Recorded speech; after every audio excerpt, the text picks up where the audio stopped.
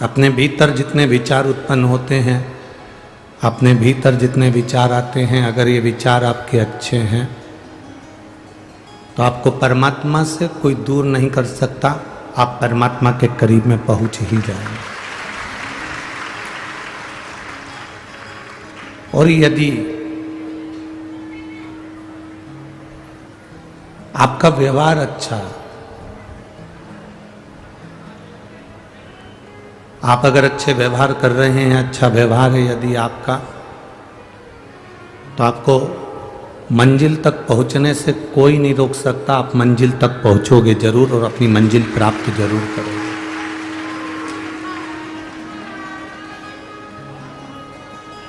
शिव महापुराण की कथा कहती है, दो चीजें अगर हमारी अच्छी है तो हमें दुनिया में कोई नहीं हरा सकता।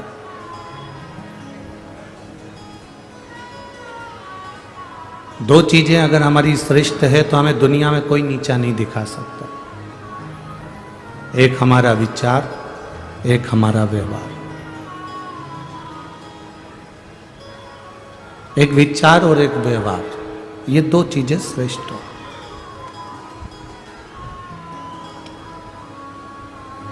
अपने विचार को कभी गलत मत होने दो और अपने व्यवहार को कभी गलत मत होने दो। घर में बैठे रहते हैं, परिवार में बैठे रहते हैं तो गलत चीजें सोचने में आती रहती है। क्यों सोचना? हम गलत क्यों सोचें? अगर हमें सोचना है तो हम अच्छा क्यों नहीं सोचें? हमारे भीतर का जो विचार आएगा वो हमारे सामने प्रकट होगा।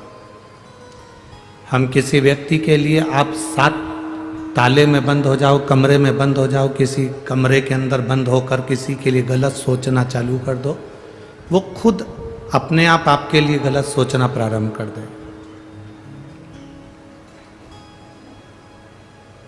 आप अगर किसी के लिए गलत सोच रहे हो तो वो व्यक्ति आपके लिए गलत सोचेगा, ये पक्का है।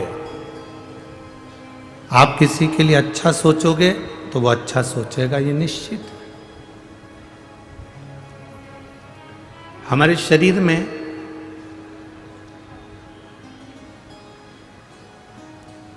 तीन स्थान ऐसे हैं जिससे हम परमात्मा को पुकारते हैं।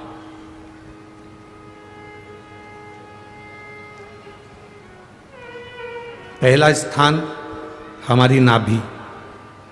जब हम बोलते हैं तो हमारी नाभि खिंचाती है। एक बार बोल कर देखो, हर हर महादेव। आप जितना तेज भगवान को पुकारोगे आपकी नाभि उतनी तेज खिंचाएगी। आपकी जो डूठी है, नाभि है, टुंडी है, वो उतनी तेज खिंचाएगी।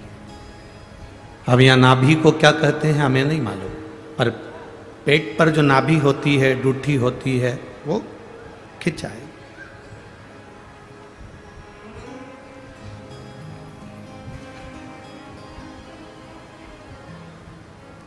तीन चीजें हमें परमात्मा को पुकारते समय हमारा साथ दे देती है और परमात्मा के मिलन में हमारा साथ प्रदान करती है। एक हमारी नाभि, हमारी टुंडी।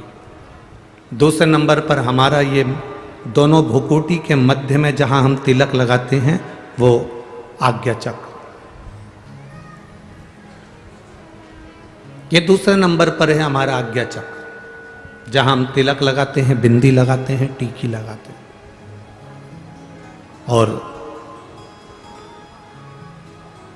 तीसरे नंबर पर है जहां हमारी शिखा है, चोटी है, शास्त्राचक्र। ये तीसरे नंबर।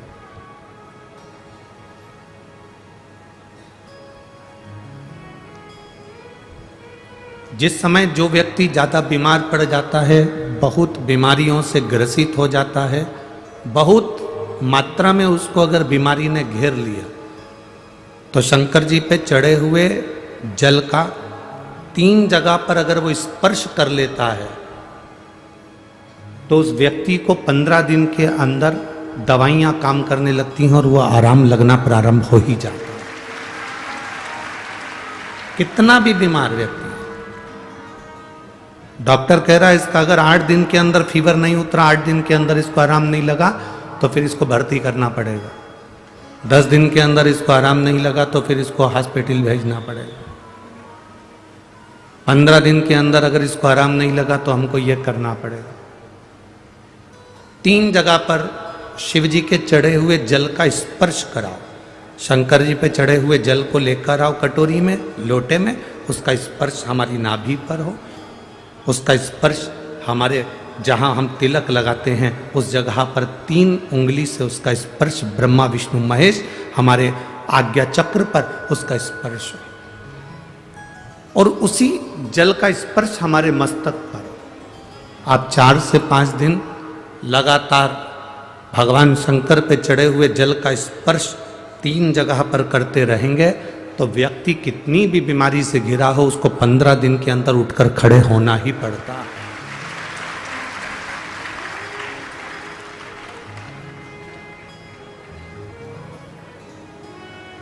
हमारा ये जो तिलक लगाने की जगह है ये हमारा आज्ञा चक्र है। ये कोई साधारण सी जगह नहीं है जहां हम तिलक लगाते हैं। जहां मेरी जीजियां मस्तक पर बिंदी लगाती हैं, टीकी लगाती हैं, मेरे भाई लोग मस्तक पर तिलक लगाते हैं, ये जगह कोई साधारण नहीं है।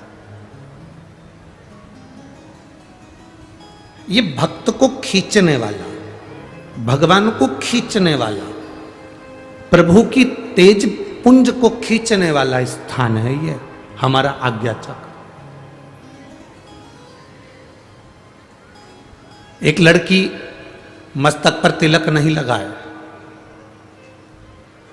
उसकी शादी हो चुकी है और माथे पर बिंदी ना लगाए, गले में मंगलसूत्र ना पहने, हाथों में चूड़ियां ना पहने, पाँव में बिछुड़ी ना पहने,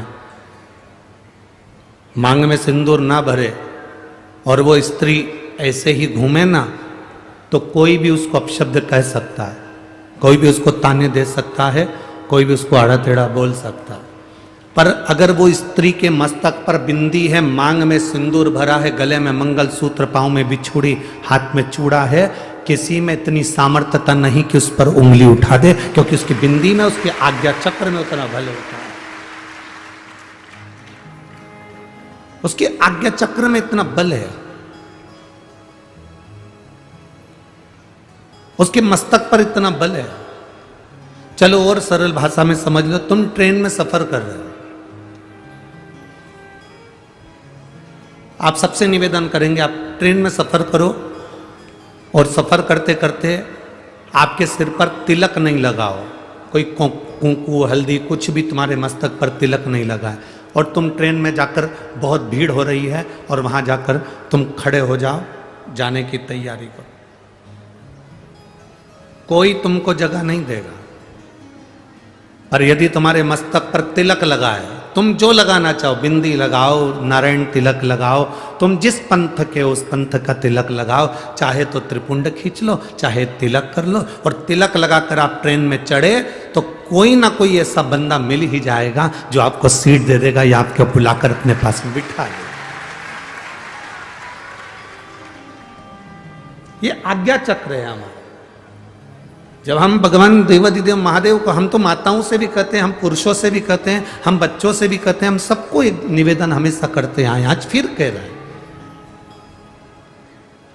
40 गांव की पवित्र भूमि से हम तो इतना कहना चाहेंगे कि आप अगर शंकर जी के मंदिर में जाते हो, जल लेकर आते हो, आचमन करते हो, तो वहां से जब आओ तब उस भगवान शंकर के चरणों के उस जल को अपनी नाभि स्थल पर, अपने मस्तक पर और अपने सिर के ऊपर उस जल का स्पर्श जरूर करें, उसका फल मिलेगा।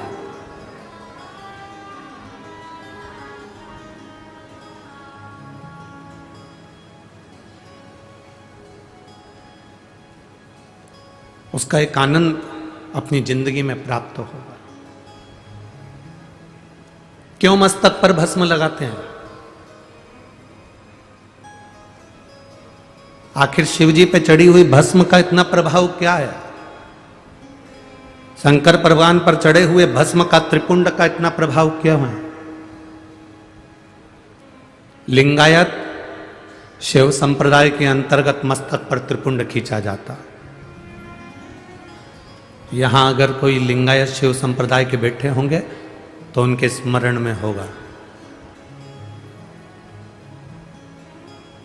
लिंगायत शिव संप्रदाय के अंतर्गत मस्तक पर त्रिपुंड लगाया जाता है। उस त्रिपुंड का भाव क्या है? क्यों, किस लिए? एक कथा बड़ी सुंदर है, आप लोगों ने स्मरण में लिया होगा। दुर्वासा बाबा का जब प्रागट्य हुआ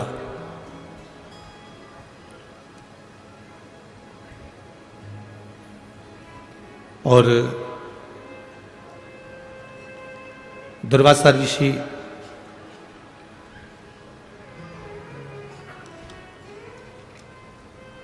कुछ अवस्था धारण करे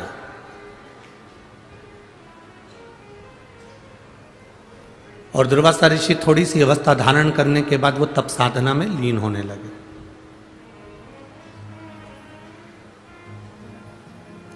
जब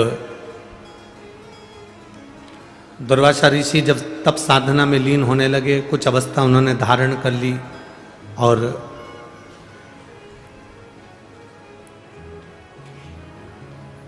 दुर्वासा जी जब एक अवस्था धारण कर कर तप साधना में लीन होते हैं, एक बार उनके मन में आया कि मैंने वैकुंठ बहुत देखा, मैंने ब्रह्मलोक बहुत देखा, मैंने इंद्रलोक बहुत देखा, मृत्युलोक का भी मैं बहुत भ्रमण कर रहा हूं। दुर्वासा जी के मन में एक भाव जागृत हो गया कि मैंने सारे लोक देखे हैं, केवल एक लोक देखना रह गया है, वो है नरक लोक।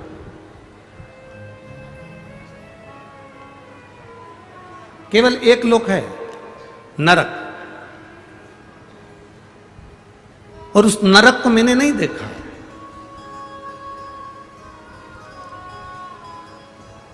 मेरी जीजियों, मेरे जीजाओं, मेरी बेटियों, बेटाओं, मेरी माताओं, मेरे भाई, संत साधु गुरुजन सब इस कथा में बैठे हैं और माननीय श्री उन्मेष जी पाटिल जी सांसद महोदय इस कथा को करवा रहे हैं। बड़े ध्यान से सुनना इस कथा कि एक मस्तक पर त्रिपुंड लगा हुआ, भस्म लगा हुआ, शंकर जी के चढ़े हुए जल का मात्र मस्तक पर त्रिपुंड धारण कर लेना, शंकर जी पे चढ़े हुए जल को मात्र अपने शरीर पर छींट लेना, शंकर जी पे चढ़े हुए जरा से निर्माल्य को अपने शरीर से छुआ लेना, शंकर जी पे चढ़े हुए भस्म को अपने सिर पर मस्तिष्क पर धारण कर लेना, और उस निर्माल्य की क्या पूंजी है, उस निर्माल्य का फल है।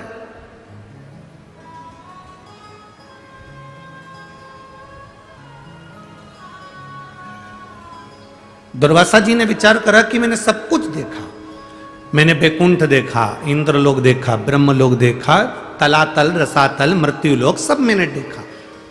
पर दुर्वासा जी मन में सोचे कि मैंने केवल नहीं देखा तो केवल एक नरक नहीं देखा, मैंने नरक नहीं देखा, एक बार मुझे नरक देखना। और दुर्वासा जी शिव जी का पूजन करे, त्रिपुंड धारण करे, और त्रिपुंड धारण कर कर उन्हें भस्म का त्रिपुंड लगाकर और दुर्वासा जी नरक में चले गए।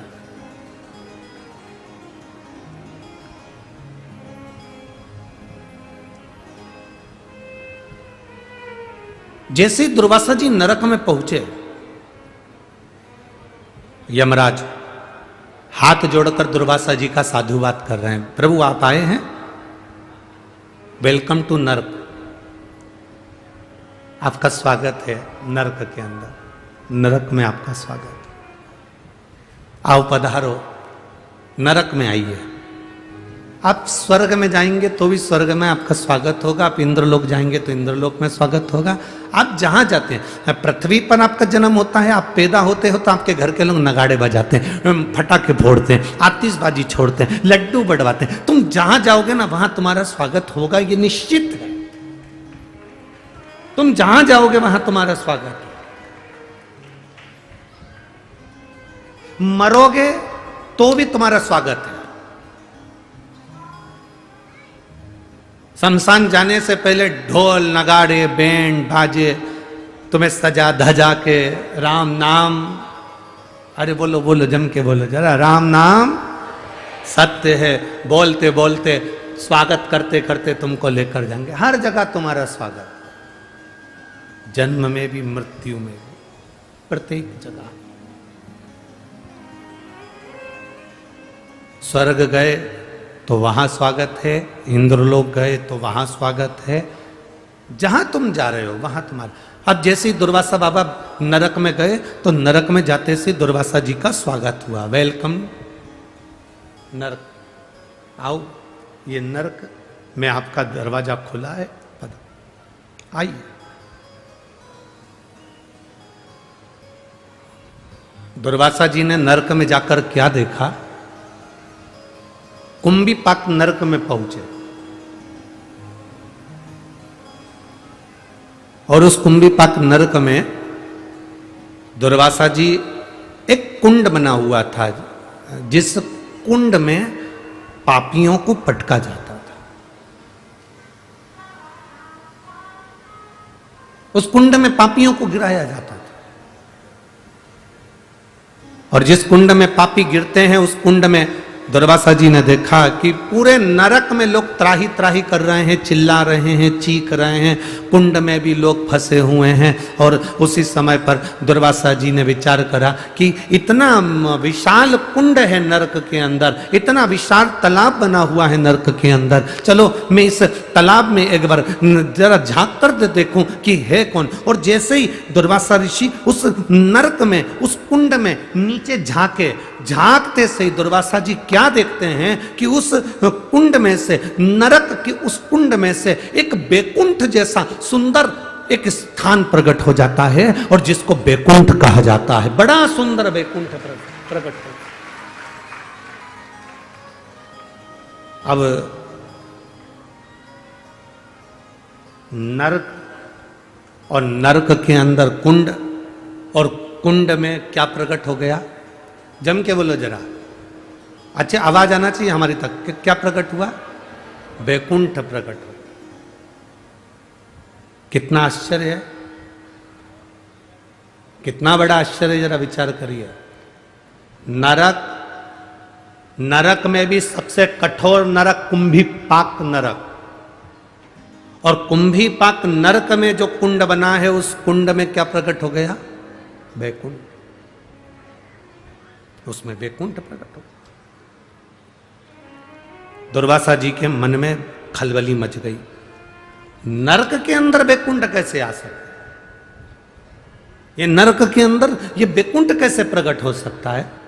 खलबली मच गई। जैसे ही खलबली मची, सामने थोड़ी दूर पर यमराज आए।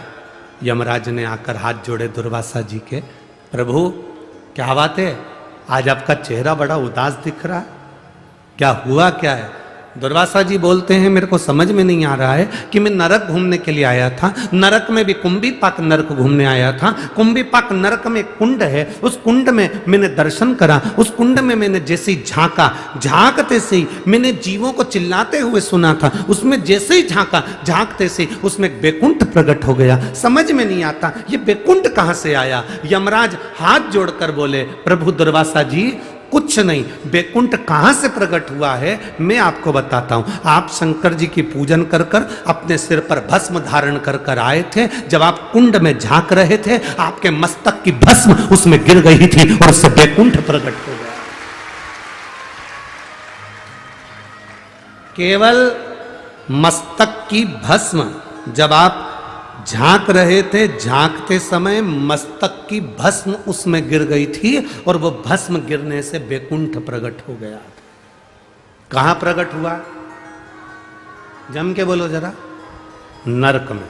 नरक में भी कुंभीपाक नरक में, और कुंभीपाक नरक में भी ऐसे कुंड में जिसमें जीवों को तड़पाया जाता था, पटका जाता था, उस कुंड में बैकुंठ प्रकट हो जाता है। शिव महापुराण की कथा कहती है, जब शंकर जी के चढ़ी हुई भस्म सिर पर लगाकर हम जाते हैं और वो भस्म जहां पर भी जाकर थोड़ी सी भी गिरती है तो हम जैसे पापियों का उद्धार करने के लिए बैकुंठ को प्रकट कर देती है। बैकुंठ को प्रकट कर।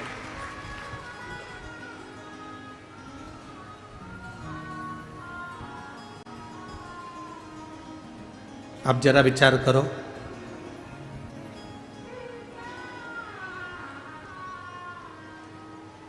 कल कोई कह रहा था, गुरुजी, अरे गुरुजी, आप कहते हो कि जहां शिव पुराण होती है वहां की मिट्टी भी चंदन हो जाती, क्यों नहीं? क्यों नहीं हो सकती?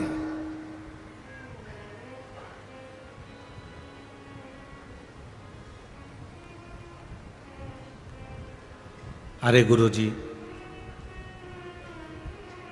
कितनी गंदगी करते हैं लोग।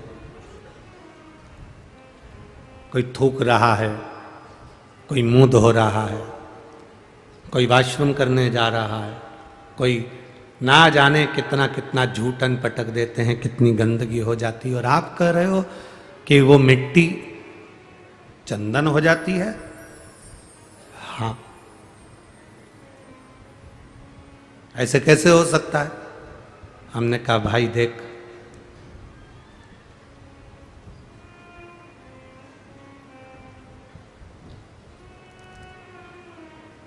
पैसा जो होता है ना, उस पैसे को चाहे तुम मुर्दे के ऊपर पटक दो, चाहे गंगा के जल में पटक दो, पैसे की कीमत कम होती है क्या? अरे बोलो तो जम के, नहीं होती। उसी तरह मिट्टी मिट्टी है। जिस जगह पर भजन होता है, तप होता है, साधना होती है, मंत्र का उच्चारण होता है, श्री शिवाय नमस्तुभ्यम बोला जाता है, पंचाक्षर मंत्र, नमः शिवाय बोला जाता है, षडाक्षर मंत्र, ओम नमः शिवाय बोला जाता है, उस स्थान की मिट्टी अपने आप में वो पवित्र बन जाती है, चाहे वो कैसी भी हो। उसकी पवित्रता प्रबल हो, उसमें गलत कुछ नहीं है, उसमें पवित्रता है। और हम तो यहां तक कहेंगे कि आपने देखा क्या? लोगों को थूकते हुए देखा तो तुमने कह दिया। तुमने गंदगी देखी इसलिए गंदगी दिखी।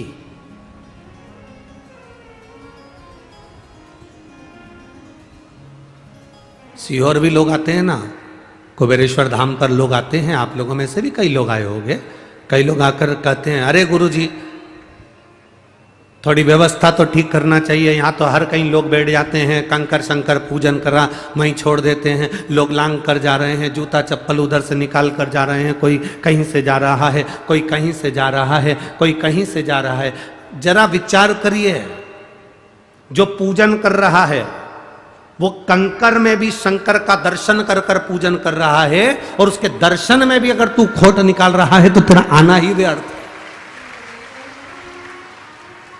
तेरा कुबेरेश्वर धाम आना ही व्यर्थ है। क्योंकि इस कुबेरेश्वर धाम की तो संपूर्ण भूमि कंकर शंकर की। आप बैठे, भजन करा, तप करा, साधना करी, श्री शिवाय नमस्तुभ्यम जपा, आपने पूजन करी, पूजन कर कर वो कंकर को वापिस आप एक स्थान पर डाल दिया, या पूजन करने के बाद वो कंकर आप अपने साथ लिया, वो आपके ऊपर निर्भर कर। मानो तो मैं गंगा मां हूं और ना मानो तो बहता। ये आपका भरोसा आपके ऊपर निर्भर करता है। एक पत्र है, देखिए,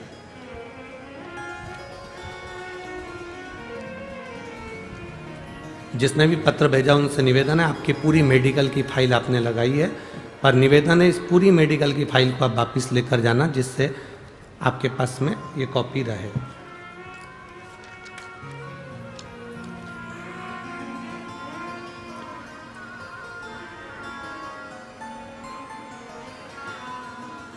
मेरा नाम मनीषा गुणवंत राव सोनबड़े, मुकाम पोस्ट कर मूड।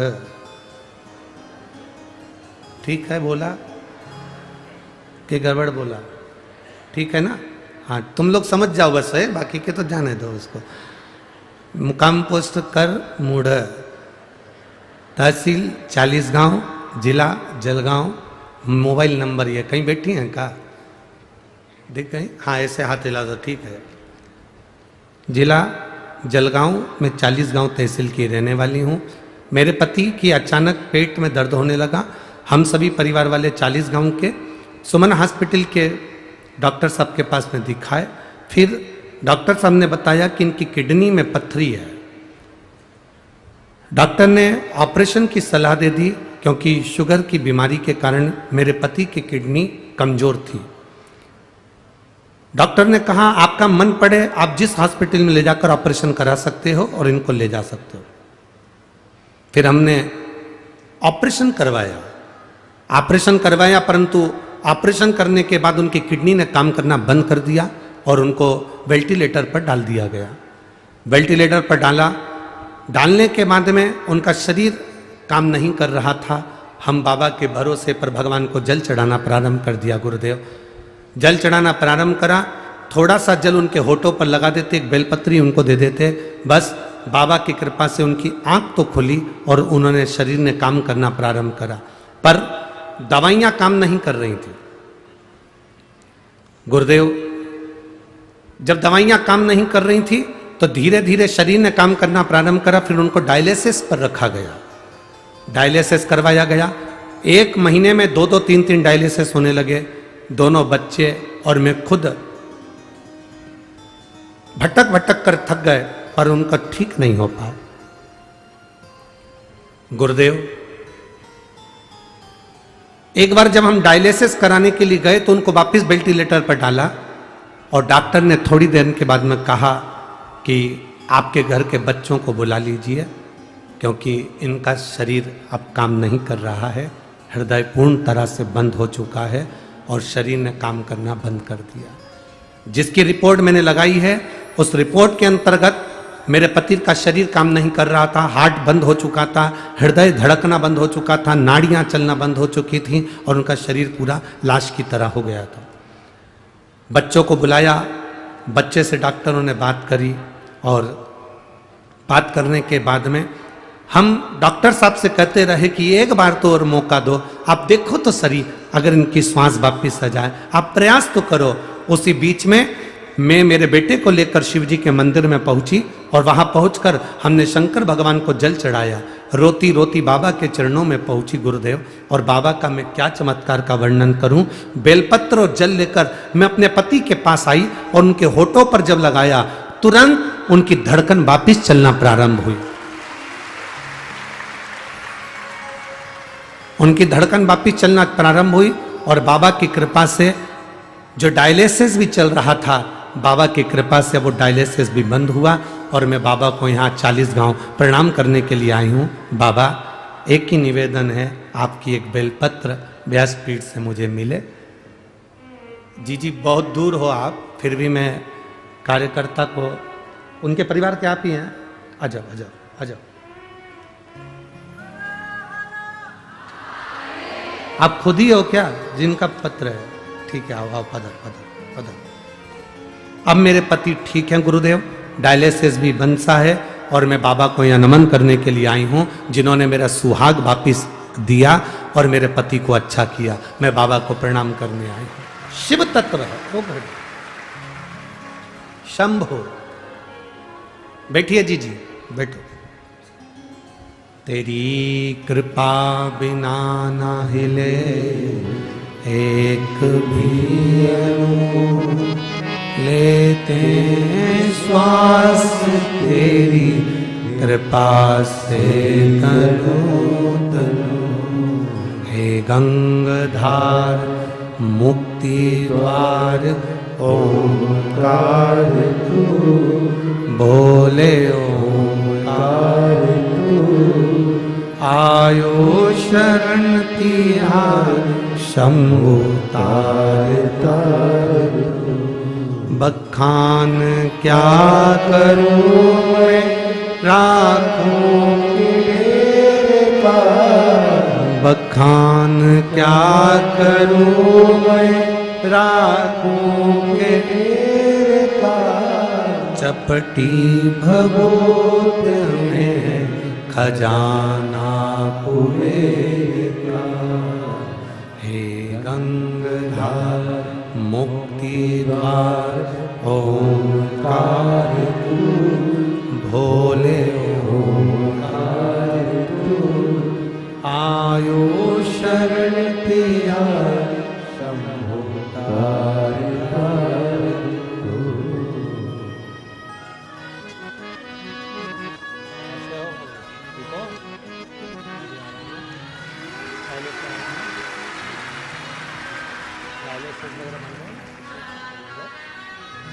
डायलिसिस पूरा बंद हो गया। अरे रो नहीं, खुश हो तो बाबा ने अच्छा करा ना, अब रोते नहीं है, अच्छा खुश खुश रहना चाहिए। डायलिसिस बंद हो गया ना, बस ठीक।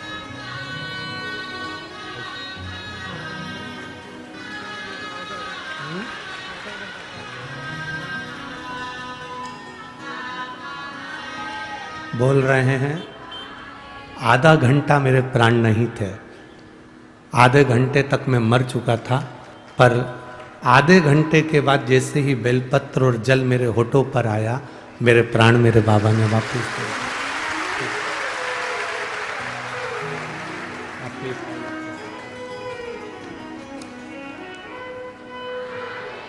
स्वस्थ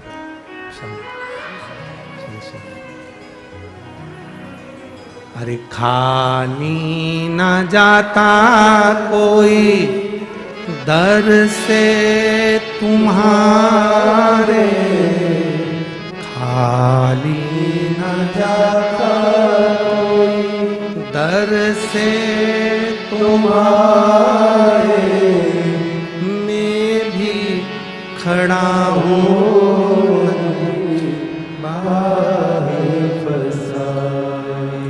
अपने हृदय लगा लो, गिरा जा रहा उठा लो, भोले अपने दर से अब तो न टालो, गिरा जा रहा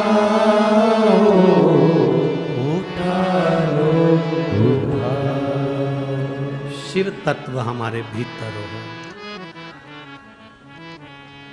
भगवान शंकर का शिव तत्व जितना हमारे भीतर होगा उतना मिलन सरल, मिलन सरल। बहुत हंसते हैं लोग, क्या जल चढ़ाने से रोग मिट सकता है? क्या बेलपत्री खाने से दुख समाप्त हो सकता है? उससे पूछो जिसका 1 महीने में 3-3, 4-4 बार डायलिसिस हो रहा हो, वेंटिलेटर पर पड़ा हो और उसके बेटे से कह दिया गया हो कि बॉडी को ले जाओ। उस जल की महत्वता क्या है? दुर्वासा बाबा ने अपने मस्तक पर जो भस्म का त्रिपुंड लगाया और नरक कुंभिपाक नरक के कुंड में झांका, उस भस्म के तिलक में से जरा सी भस्म नीचे गिर गई। जब हम मांग भरते हैं, जब हम तिलक लगाते हैं तो उसमें से थोड़ा थोड़ा तिलक तो गिरता रहता। चंदन का त्रिपुंड लगा लो तो धीरे धीरे चमड़ी सूखेगी तो वो गिरता।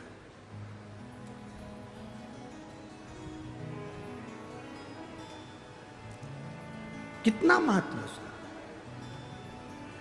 वो कुंभिपाक नरक में भी बैकुंठ प्रकट कर देता है। बैकुंठ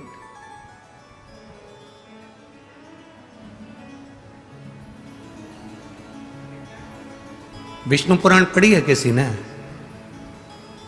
किसी ने अगर विष्णु पुराण पढ़ी हो तो विष्णु पुराण में लिखा है, लक्ष्मी जी नारायण से कहती हैं, प्रभु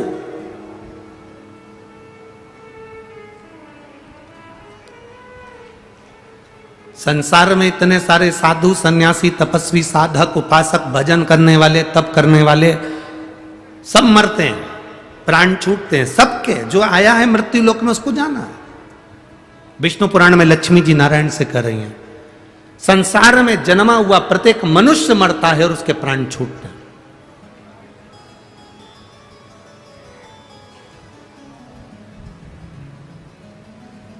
पापी भी मरता है, पुण्य वाला भी मरता है।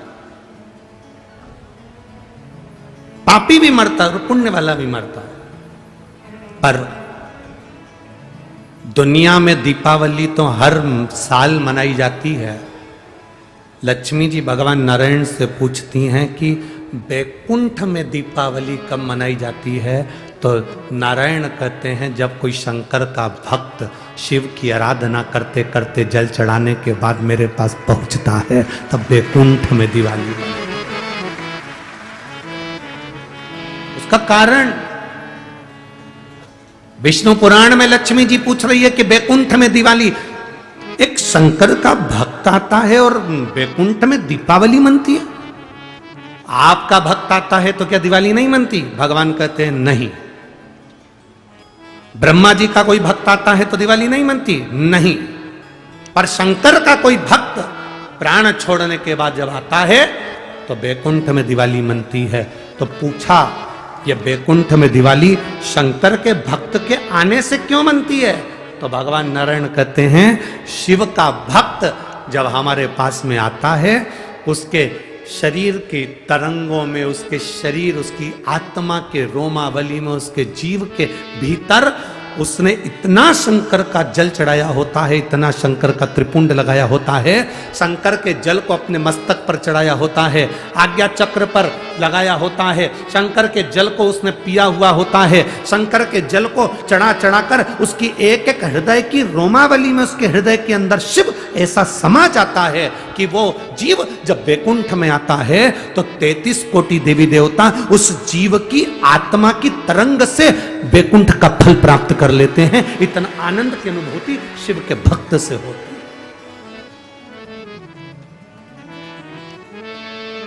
अरे कितने किस्मत वाले हो रे भाई। 40 गांव वालों, तुम्हारे यहां का सांसद महोदय माननीय श्री उन्मेष जी पाटिल जी और उनकी धर्मपत्नी श्रीमती संपदा जी उन्मेष जी पाटिल, मैं धन्यवाद दूंगा। जैसा राजा वैसी प्रजा, मुझे धन्यवाद दूंगा आप। जैसा राजा वैसी प्रजा।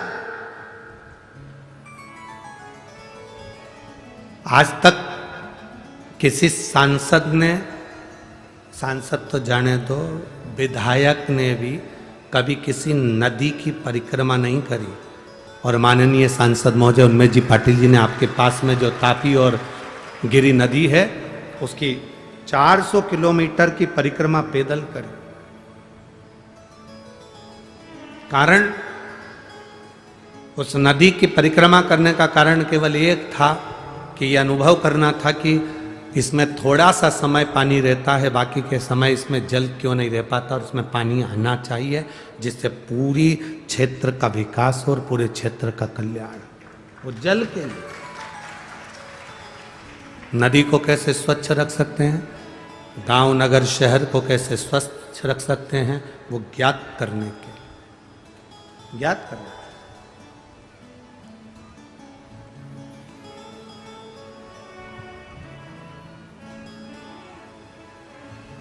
तुम साधारण 40 गांव की पवित्र भूमि पर रह रहे हो, हम तो कहते हैं कि धन्य है जो ये पवित्र कथा आप लोगों के बीच में पहुंची।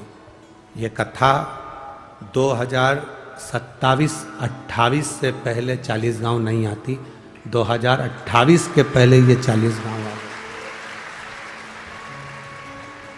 क्योंकि कथाओं की बुकिंग लगभग 2027 तक फुल है। अब 2028 की बुकिंग होनी चालू है। पर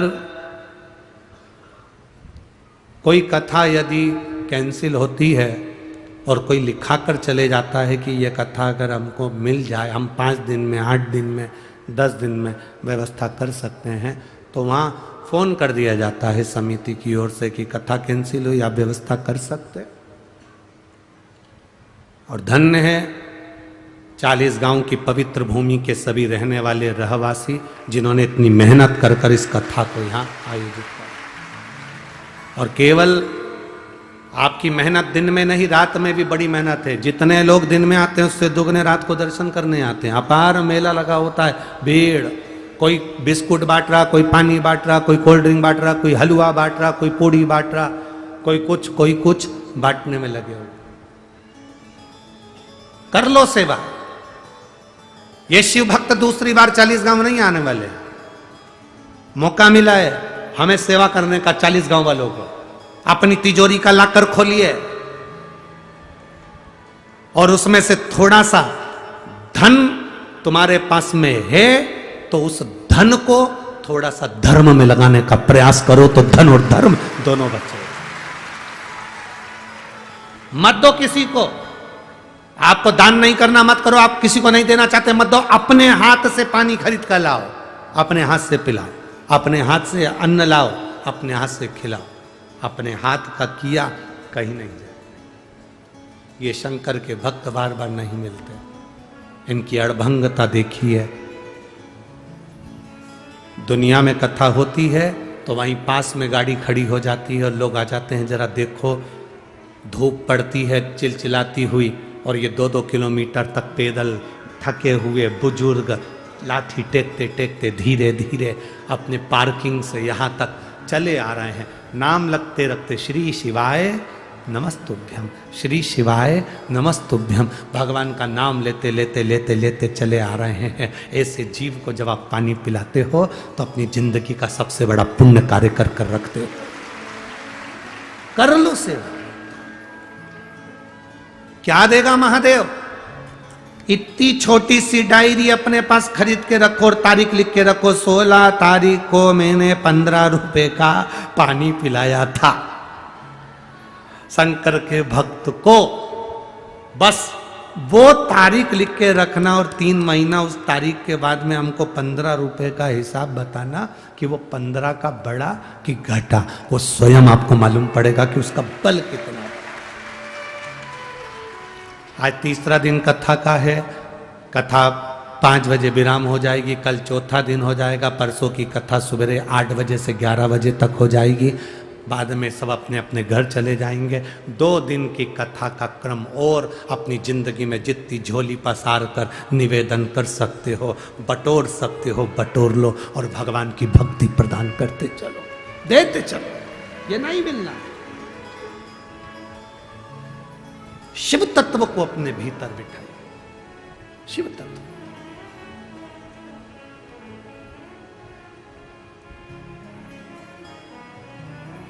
आज कोई कह रहा था गुरुजी अवध में राम आ रहे हैं। हमने कहा अवध में राम आ रहे हैं ऐसा नहीं है, जहां राम है वहां अवध है।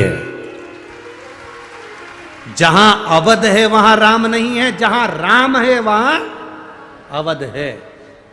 आप अपने अपने नगर में, शहर में, गांव में, खेड़े में 22 तारीख को दिए जलाओगे, झालर लगाओगे, मिठाइयाँ बनाओगे, पूजन करोगे, पाठ करोगे, आरती करोगे दोपहर के 12 बजे, तो समझ लेना कि राम अवध में नहीं, तुम्हारे गांव में राम आए हुए हैं, तुम्हारे नगर में राम।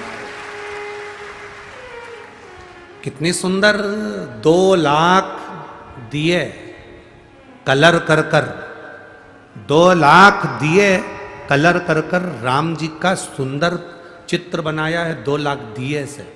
मैं आस्था चैनल वालों से भी कहूँगा कि उसका फोटो पूरे आस्था चैनल पर दिखाएं कि यहाँ 40 गांव के भक्तों ने कितनी मेहनत करी है। 2 लाख दिए कलर करा, कलर करने के बाद में राम जी का चित्र, राम मंदिर का चित्र, अयोध्या का चित्र 2 लाख दिए से निर्माण किया। उसको आस्था चैनल पर जरूर दिखाओ। 2 लाख दीप से।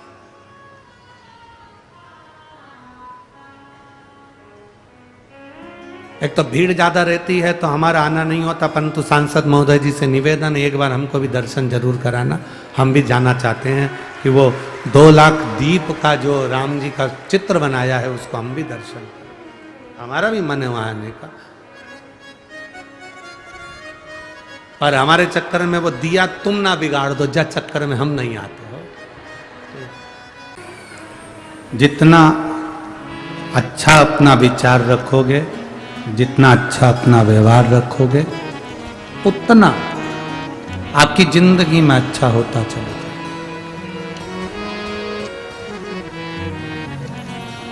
दुर्वासा बाबा के मस्तक का जरा सा त्रिपुंड का भस्म कुंभीपाक नरक के उस कुंड में जाता है और वैकुंठ बना देता है।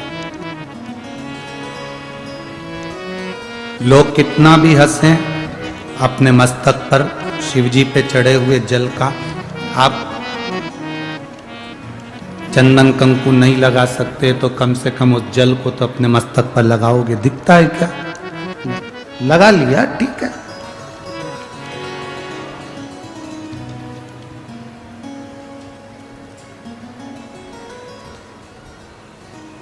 एक बड़ी सुंदर कथा आती है रामचरितमानस में। सुग्रीव जी के ससुर, कौन के ससुर? जम के बोलो जरा। सुग्रीव। क्या नाम था उनका? आप कहोगे गुरुजी हमको तो हमारे ससुर का नहीं मालूम, तो सुग्रीव के ससुर की बात कर रहे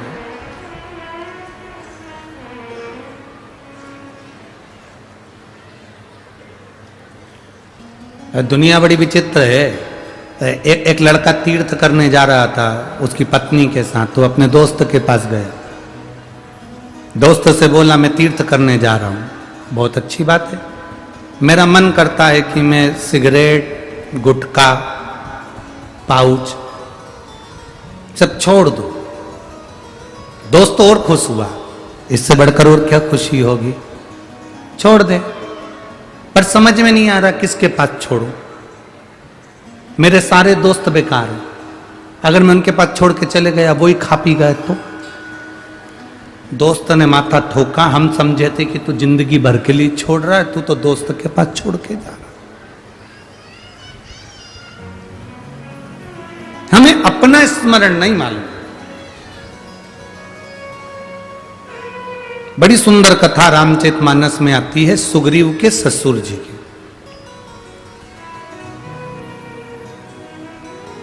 जो लंकापति रावण के यहां पर राजवेद का काम करते थे, जिनका नाम था सुषेण। कौन है वो? सुग्रीव के, बोलो बोलो जम के बोलो जरा, ससुर। सुग्रीव जी के ससुर जो लंकाधिपति रावण के यहां पर राजवेद का काम करते थे, जिसका नाम था सुषेण वेद। जो सुषेण वेद है,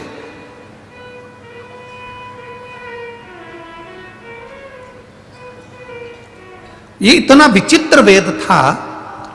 सुग्रीव जी के जो ससुर जी थे सुषेण वेद, लंकाधिपति रावण के जो राजवेद थे सुषेण वेद, ये इतने विद्वान थे, इतने विद्वान, जिन्होंने लक्ष्मण जी को जीवित किया था। कथा तो आप लोगों ने सुनी होगी ना रामायण की। जब शक्ति लग गई, मेघनाथ ने शक्ति मार दी और लक्ष्मण मूर्छित हो गए। हनुमान जी बूटी लेकर आए और फिर वो दिया। ये सुषेण वेद के कहने पर गए थे। सुग्रीव के ससुर हैं सुषेण वेद। ये बड़े विचित्र वेद है। कहते हैं देवलोक में भी अगर कोई बीमार पड़ जावे, पूरे मृत्यु लोक में अगर किसी को रोग हो जावे, तो सुषेण वेद से बड़ा कोई वेद नहीं था। इतना विचित्र वेद था। डॉक्टर तो सभी होते हैं, पर कोई कोई डॉक्टर ऐसा होता है जिसका नाम बड़ा प्रसिद्ध होता है, बड़ा प्रसिद्ध।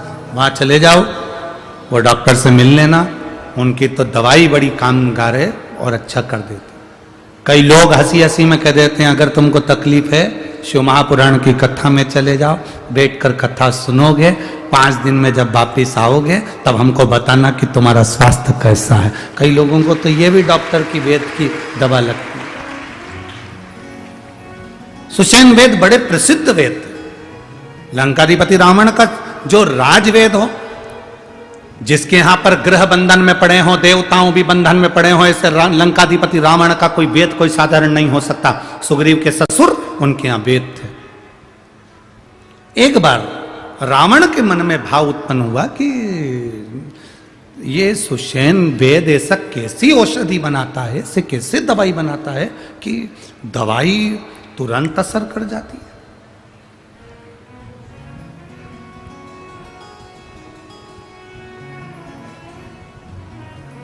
सुषेण वेद के पास में लंकाधिपति रावण गए और सुषेण वेद के पास में जब लंकाधिपति रावण गए तो सुषेण वेद उस समय पर दवाई घोट रहा था।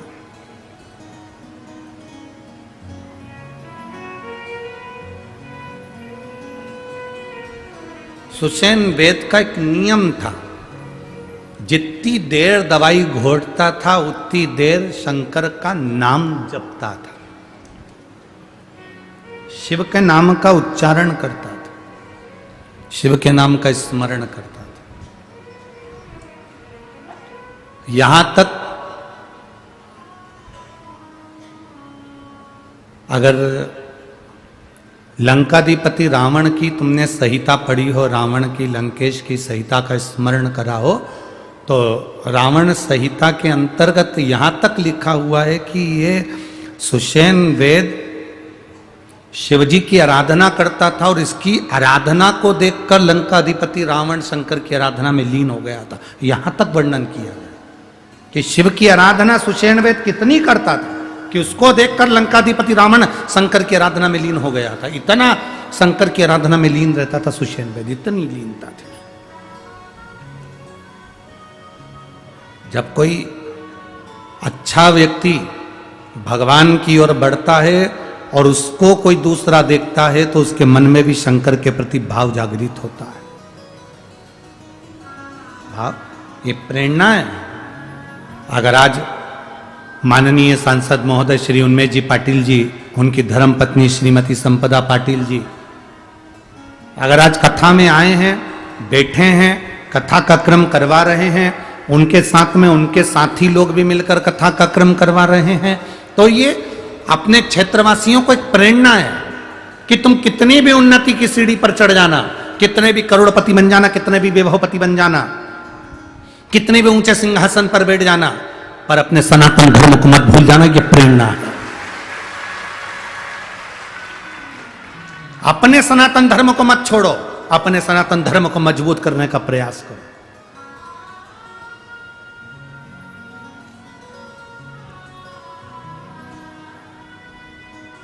कल हमने कथा में कहा था, लोग कहते हैं हिंदू राष्ट्र बनाना, हम कहते हैं पहले अपने शरीर को हिंदू बनाने का प्रयास करो।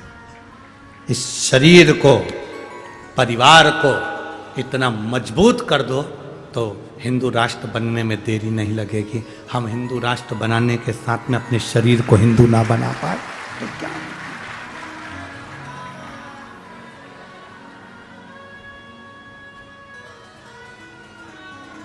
अभी हमने भजन लिया, उसमें कहा घर घर में अलख जगाना है, भारत में राम को लाना।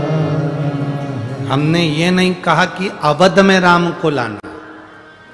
आपका गांव, आपका नगर, आपका शहर, आपका खेड़ा, आपका क्षेत्र, आपकी कॉलोनी, आपकी सोसाइटी, जहां पर आप रहते हो, राम नाम लेते हो, राम का उच्चारण करते हो, राम नाम का गुणगान करते हो, बस समझ लो तुम्हारा वो खेड़ा, तुम्हारा वो गांव, तुम्हारा वो घर, तुम्हारा वो दिल अवध बन गया है, अयोध्या बन गया है। फिर हमें नहीं भटका।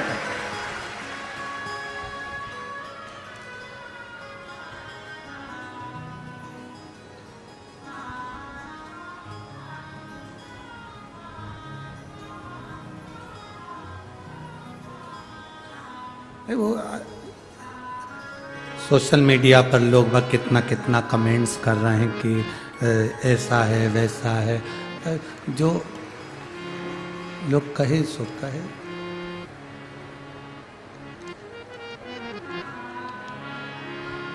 बोलने वाले बोलते रहेंगे। आग लगे बस्ती में, जम के बोलो जरा, आग लगे बस्ती में, बोल बम का नारा है। इतना विचित्र है, ले दे के लोग उसके पीछे पड़ जाते हैं, मोदी के पीछे।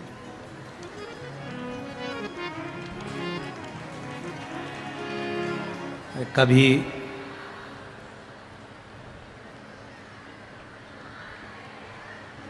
एक प्रसंग याद आता है। एक प्रसंग बड़ा सुंदर स्मरण में आता है, कभी आप स्मरण में लेंगे उस प्रसंग।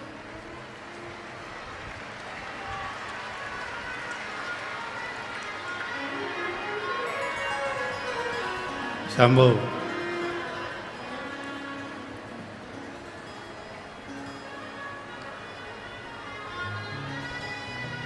बोल बम का नारा है। भगवान शिव का एक बड़ा भारी स्मरण आता है, सुषेण वेद।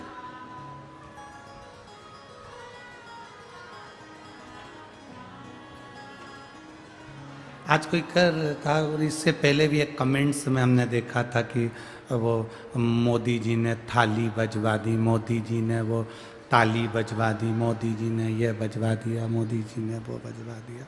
अब आप लोग अगर विद्वान होंगे तो आप लोगों को समझ में आएगा, आप लोगों ने अगर पढ़ा होगा, स्मरण करा होगा, 2019 में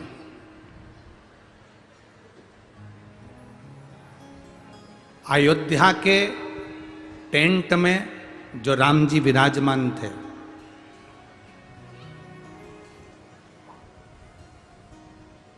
उनको हटाने का, उस मूर्ति को दूसरे मंदिर में ले जाकर रखना, क्योंकि वहां पर राम मंदिर का निर्माण होना।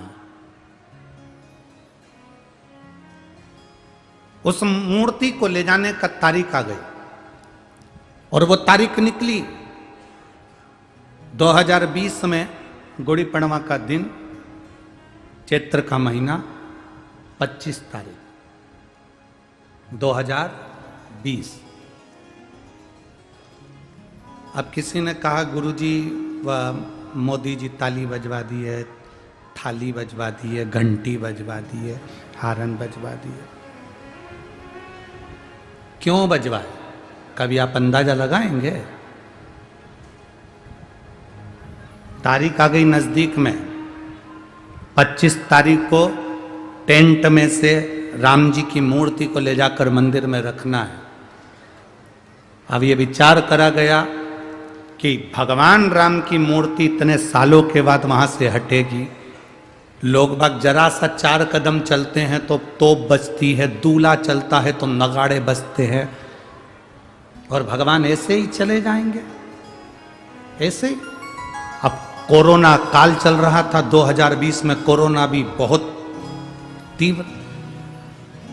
योगी जी मोदी जी से कहे कि मन नहीं कर रहा कि राम जी को कैसे ले जाएं, कोई जुलूस नहीं, कोई आतिशबाजी नहीं, कोई बैंड बाजा नहीं, और कोरोना अलग चल रहा है। तो मोदी जी बोले तुम चिंता मत करो, तुम 25 तारीख के पहले नी ताली और नगाड़े बजवा दिए तो हमारा नाम भी ना।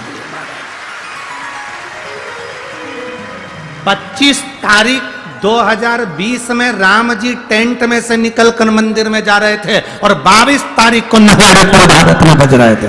जो धर्मी थे वो भी और जो धर्मी थे वो भी बजा रहे थे कि भगवान अब ऐसे बैंड नहीं बजा सकते क्योंकि कोरोना था, ऐसे जुलूस नहीं निकाल सकते क्योंकि कोरोना था, तो कम से कम ऐसे लोगों से दीप जलवा दिए, ताली बजवा दी, नगाड़े बजवा दिए, ताली बजवा दी, पूरा नगर, पूरा भारत उत्सव मना रहा था और मेरे राम टेंट में से निकल कर जा रहे।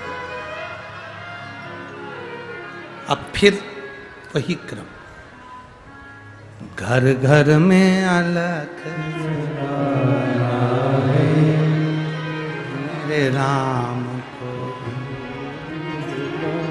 भीतर एक उज्जवल भाव प्रकट करिए अपने भीतर। हम ये नहीं कहते कि तुम अवध जाओ, हम तुमसे ये कहते हैं तुम इतना राम का भजन कर लो कि राम को तुम्हारे पास में आना पड़ जाए। शबरी के दरवाजे पर राम आए थे, सुग्रीव के पास में राम आए थे, मातंग बाबा के पास राम आए थे, संत ऋषि निषाद सबके पास राम पहुंचे थे। राम साधारण नहीं, हर एक के पास पहुंचते हैं। भजन का बल बढ़ाइए, भक्ति का बल बढ़ाओ, भजन का बल बढ़ाओ, कीर्तन का बल बढ़ाओ। आप शिव महापुराण की कथा तक पहुंचे हो तो शंकर आपके दरवाजे तक जरूर पहुंचेगा। सुषेण वेद की कथा कहती है, सुषेण वेद सुग्रीव के ससुर हैं, सुग्रीव जी के ससुर सुषेण वेद शंकर के इतने बड़े उपासक हैं कि शिव के बिना 1 मिनट नहीं रहते। औषधि बना रहे हैं तो शंकर का नाम ले रहे हैं, भजन कर रहे हैं शंकर का, दवाई सुखा रहे हैं तो शिव का नाम ले रहे हैं। शिव की भक्ति में डूबो।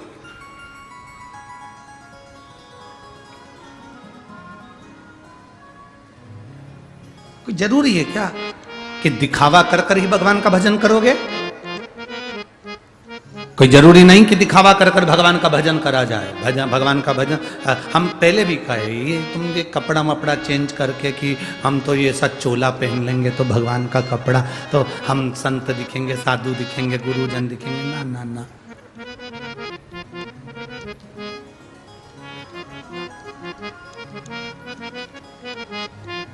सुंदर दिखने के लिए कितनी मेहनत करते हो सब लोग। बोलो बोलो, ईमानदारी की बात बोलो रीजी जी। सुंदर दिखने के लिए कितनी मेहनत करती हो? 2 घंटा तो कजन कौन कौन से 3-4 ट्यूब रखे हैं उसमें बाथरूम के अंदर, एक एक करके लगाती, फिर पानी से धोती, फिर कोई दूसरा ट्यूब ले आई। वो तो एक बार हमें कहीं ठहराया था और ना जाने किसका कमरा था, उस कमरे में बहुत सारे ट्यूब रखे थे, साबुन नहीं था तो हमने निकाल के उससे धोया से तो मालूम पड़ा। तो पहला ट्यूब तो ऐसा था कि बिल्कुल एकदम चिकना चिकना था, उससे धो लिया। दूसरा ट्यूब ऐसा था कि उसमें ना जाने क्या क्या दर आ रहा था, कचरे जैसा अंदर ऐसा दर आ रहा था, मालूम पड़े पूरा चेहरा ही उससे छिल गया। और फिर तीसरा ट्यूब ऐसा था कि उसको धो तो वो छूटे ही नहीं, पानी ही नहीं पकड़े, पानी नहीं, धो के थका।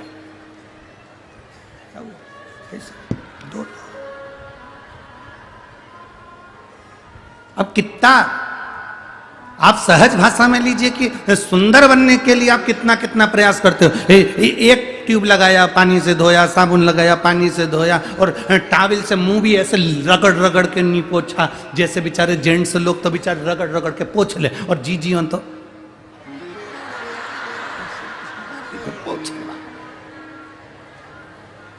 और 25 बार कांच में 25, और फिर बाद में तैयार होने का समय आया। किसी को भी तैयार होते हुए कभी मत देखना, कभी। आंखें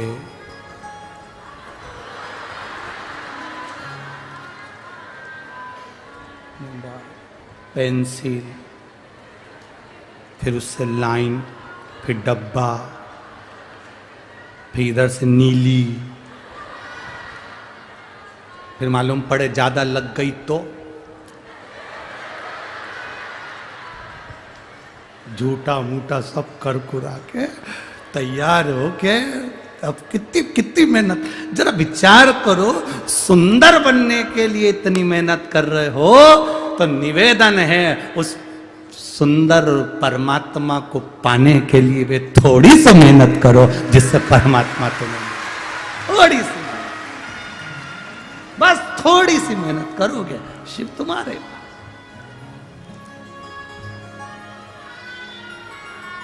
अब हम मेहनत करते नहीं है,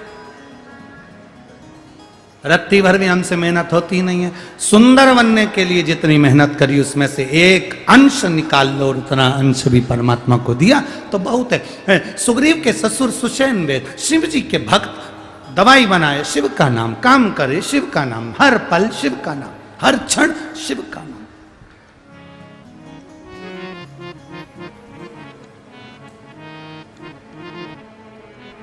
गुणगान करते जाते, भजन करते।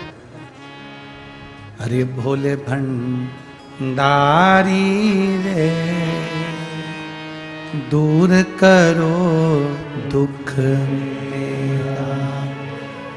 अरे त्रिपुरारी रे, दूर करो दुख मेरा। दूर करो दुख मेरा, दूर करो दुख मेरा। अरे त्रिपुरारी रे, दूर करो दुख मेरा। भोले भंडारी रे, दूर करो दुख मेरा। एक बार आप भी इस लाइन को प्रेम से बोलो, भोले भंडारी रे दूर करो दुख मेरा। अरे त्रिपुरारी रे दूर करो दूर करो दुख मेरा, दूर करो दुख मेरा। हरे भंडारी दूर करो दुख मेरा। कुबेर भंडारी दूर करो दुख मेरा। भोले भंडारी रे दूर करो। सुषेण दवाई, सुग्रीव जी के ससुर दवाई का निर्माण। सुषेण वे जब जब दवाई बनाता शंकर जी से कहता, आप भी जो दवाई का निर्माण डॉक्टर ने दवाई दी है किसी को खिलाओ, मना नहीं, पर बोल कर भगवान की भक्ति के। एक पत्र आया है देखिए,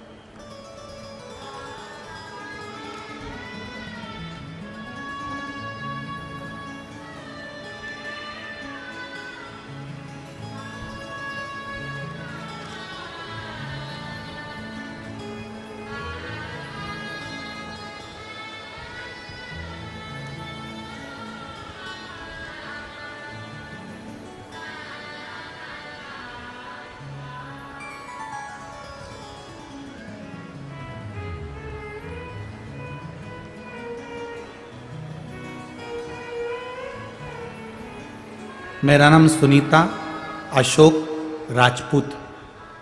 मेरे दो बेटे हैं गुरुदेव, दर्शन अशोक राजपूत और धीरज अशोक राजपूत। कहीं बैठे हैं क्या? हाथ हिला सकती हैं। मेरा नाम सुनीता अशोक राजपूत। कहीं बैठी हो तो हाथ हिला सकती है। अच्छा उधर है, हाथ हिला दे। श्री शिवाय नमस्ते। मैं अपने फोटो लगा रही हूँ गुरुदेव। मेरे पाँव में, शरीर में, पूरे में छाले पड़ जाते थे। 5 साल से मुझे ऐसी बीमारी थी जिस बीमारी के कारण मैं बड़ी दुखी थी, जिसका फोटो आप लोग एलईडी पर, टीवी पर, आस्था चैनल पर देख रहे हैं। एक ऐसी बीमारी थी जिस बीमारी में मुझे चर्म का रोग था। मेरा शरीर पूरा बेकार हो जाता था, शरीर में फपोले पड़ जाते थे, उससे पानी बहता रहता था और पानी से दूसरा पानी के कारण शरीर में रोग हो जाता था। 5 साल से ऐसा कोई डॉक्टर नहीं था जिससे मेरी दवाई ना चली हो। सारे यहाँ से लेके बॉम्बे तक डॉक्टर को दिखा लिया पर आराम नहीं लगा। गुरुदेव, किसी ने कहा था कि कथा के पंडाल में बैठकर कथा सुनने से रोग का निवारण होता है। कभी विश्वास नहीं था कि कथा बैठकर सुनने से बीमारी चली जाती है क्या। पर किसी के कहने पर पहली बार मालेगांव की कथा में मैं पहुंच गई। विश्वास नहीं होता गुरुदेव, ना मेरे बच्चे भरोसा करते हैं कि ऐसा हो सकता है क्या कि कथा के पंडाल में बैठकर कथा सुनो और लोगों के शुगर, बीपी और बीमारियां ठीक हो जाए। ये कभी नहीं हो सकता। मैंने भी प्रैक्टिकल करा। मेरे बच्चों से कहा कि मेरे को मालेगांव जाना है, वहाँ कुबेरेश्वर धाम का महाराज जी आए हैं, वो कथा कर रहे हैं। उनकी कथा में जो पहुँचता है तो रोग निवारण होता है, तो मुझे भी रोग निवारण के लिए पहुँचना। माँ, तेरे शरीर में इतना सारा रोग है, तू नीचे बैठ नहीं सकेगी, तेरे पाँव में छाले रहते हैं, शरीर में छाले रहते हैं और पूरा शरीर तेरा बेकार हो जाता है। 5 साल से तू परेशान है, क्या करेगी जाकर? मुझे छोड़ कर आओ। मालेगांव में मुझे छोड़ कर गए। मैं बैठकर कथा सुनी गुरुदेव। मात्र 2 दिन की कथा मैंने मालेगांव की सुनी और बाबा से विनती करी। आज मैं बाबा को नमन करने आई हूँ। जो 5 साल की बीमारी थी, मेरे बाबा ने धीरे धीरे मेरे रोग को समाप्त कर दिया और मैं ठीक हो गई हूँ। मैं बाबा को प्रणाम करने आई हूँ। ये मेरा जब शरीर में रोग था उसका फोटो है और दूसरा फोटो में लगा रही हूँ। अब मेरा शरीर पूरा की पूरा आपकी इस कथा स्थल पर है। मैं ठीक हूँ। अब ठीक है माँ? दोनों हाथ हिला दो एक बार। श्री शिवाय नमस्तुभ्यम। बैठिए। शिव तत्व की प्राप्ति है। शंकर ओघड़ी शंभु।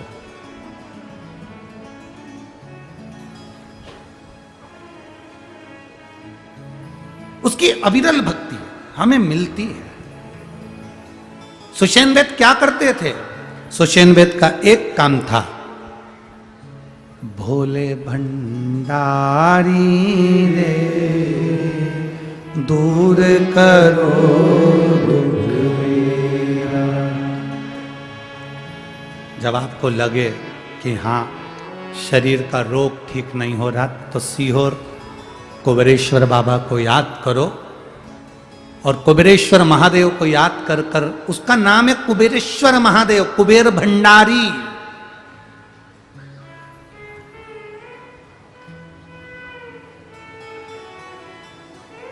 उसका नाम है कुबेरेश्वर महादेव, कुबेर भंडारी।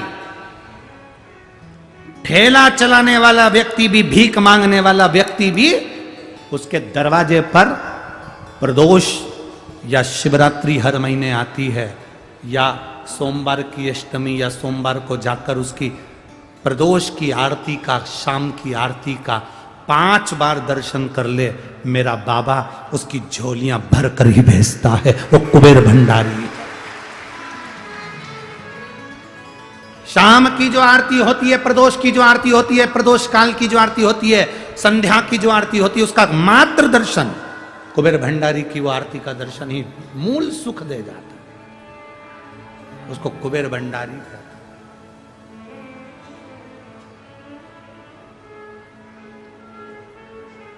कितने किस्मत वाले हैं आप सभी लोग। 7 मार्च से 13 मार्च तक शिवरात्रि के अवसर पर रुद्राक्ष महोत्सव होगा। आप 7 दिन वहां रहकर रोज शाम की प्रदोष काल की आरती का दर्शन बाबा की उस पावन चरणारविंद में करेंगे। ये जीवन का सुख है। रुद्राक्ष वितरण तो उस समय पर नहीं होगा, पर रुद्राक्ष उत्सव पूरा होगा। रुद्राक्ष वितरण तो 15 फरवरी को बंद हो जाएगा, फिर 15 मई को प्रारंभ होगा, जब तक रुद्राक्ष नहीं बटेंगे, क्योंकि अब रुद्राक्ष है भी नहीं। जो बाबा के सिद्ध करे, बाबा के चढ़े हुए रुद्राक्ष थे, वो विराम की ओर हैं, इसलिए 15 फरवरी तक ही वो चल पाएंगे, फिर विराम। फिर 15 मई से प्रारंभ। और जो 7 मार्च से 13 मार्च तक शिव महापुराण की कथा बाबा कुबेरेश्वर महादेव के पावन चरणों में, उसका एक आनंद ही दूसरा। 12 ज्योतिर्लिंग का मध्य है कुबेरेश्वर धाम। कुबेर भंडारी रे दूर करो दुख मेरा। कुबेर भंडारी रे दूर करो दुख मेरा। उसका स्मरण हमारा सुख दे। सुग्रीव जी के ससुर रावण के राजवेद सुषेण औषधि तैयार करते हुए शिव का नाम लेते हैं। लंकाधिपति रावण पीछे से आ गया, और लंकाधिपति रावण ने खड़े होकर देखा, तो क्या देख रहे हैं सुषेण वेद को, कि वो तो औषधि तो बना रहा है, पर उसका शुद्ध नहीं है औषधि बनाने में, उसका ध्यान नहीं है औषधि बनाने।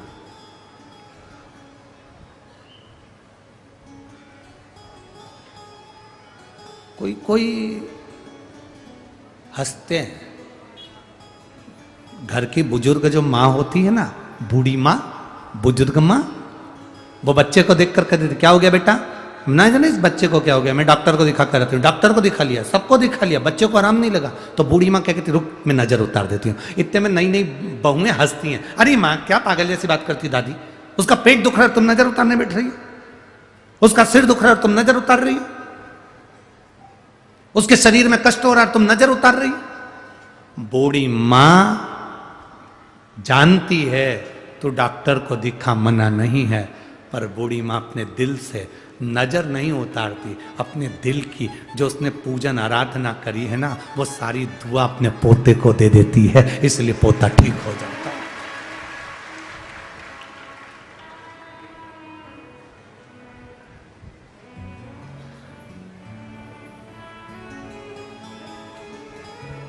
वो पोता ठीक हो जाता है। बूढ़ी मां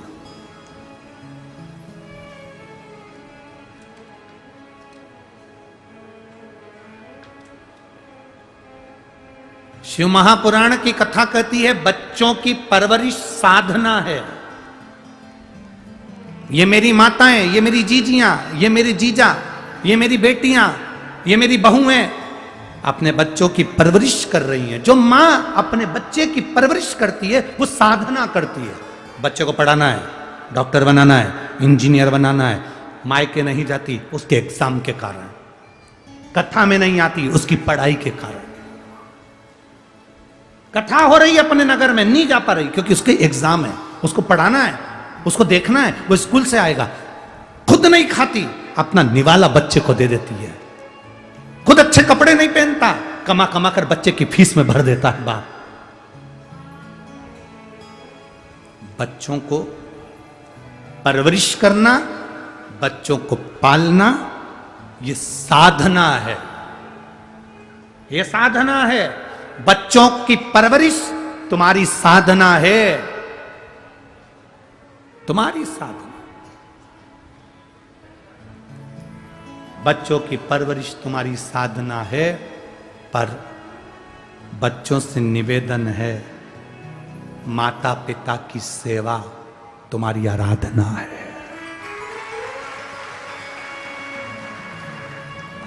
बच्चों की परवरिश साधना है, माता पिता बच्चों की परवरिश कर रहे हैं मतलब साधना कर रहे हैं। स्कूल नहीं, मायके नहीं जाती, शादी में नहीं जाती, कहीं नहीं जाती, अपने बच्चों को पढ़ाने में लगी हुई है। अपने बच्चे के लिए बाप कमा कमा कर लाते जाता है, ये उसकी साधना है। पर बच्चों का नियम है कि बच्चे अपने माता पिता की सेवा करें, तो भगवान से भी बड़ी आराधना माता पिता की सेवा है, परमात्मा से। ये आराधना है हमारी।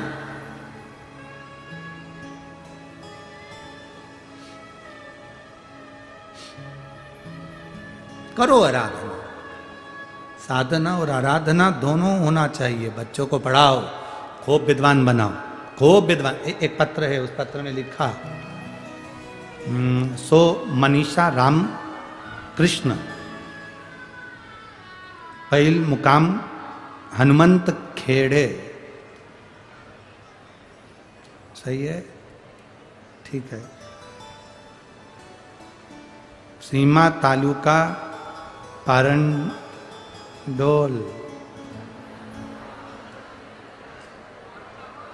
है। चल तुम लोग समझ जाओ बाबा। हो गड़बड़ हो जाए तो भी समझ जाना। हो जिला जलगांव। कहीं बैठे हो तो हाथ हिलाइएगा। आप ही आए, हिला दो एक बार। श्री शिवाय नमस्तुभ्यम। बधाई आपको बहुत बहुत है। मेरा लड़का राज हर दिन शिव जी के मंदिर जाता है गुरुदेव। उसको मंदिर जाने की ललक आपने उत्पन्न कर दी, वो शंकर जी के मंदिर जाने लगा। 5 उपवास मैंने खुद भी पशुपतिनाथ के करे, बेलपत्र भी चढ़ाए। मेरे बेटे ने आर्मी की भर्ती का एग्जाम दिया पर उसमें उसका नहीं हुआ, हताश हो गया। उसने कहा मां इतने समय से मंदिर जा रहा हूं, कोई फायदा ही नहीं हुआ, कोई लाभ ही नहीं। मैंने अपने बच्चे से कहा कि लाभ के लिए या फायदे के लिए शिव मंदिर नहीं जाइए। सियोर वाला महाराज कहता है मंदिर जाते रहो, वो एक ना एक दिन कृपा जरूर करेगा। मेरे बेटे ने फिर सरकारी नौकरी के लिए अप्लाई करा।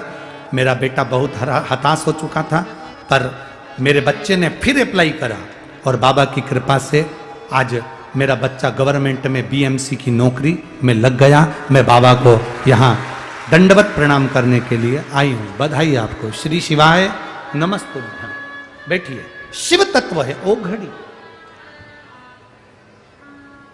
बच्चों की परवरिश साधना है, पर बच्चों से निवेदन है अपने माता पिता की सेवा आराधना है। अपने माता पिता की सेवा जरूर करो। और मेरा जीजियों से निवेदन है, मेरे जीजाओं से निवेदन है, कोई पुरुष ये ना सोचे कि मेरी पत्नी मंदिर जाती है तो उसका पुण्य मुझे मिल जाएगा, मेरी पत्नी मंदिर जाती है तो उसके खाते का पुण्य मुझे मिल जाएगा। तुम्हारा समोसा तुमको ही खाना है।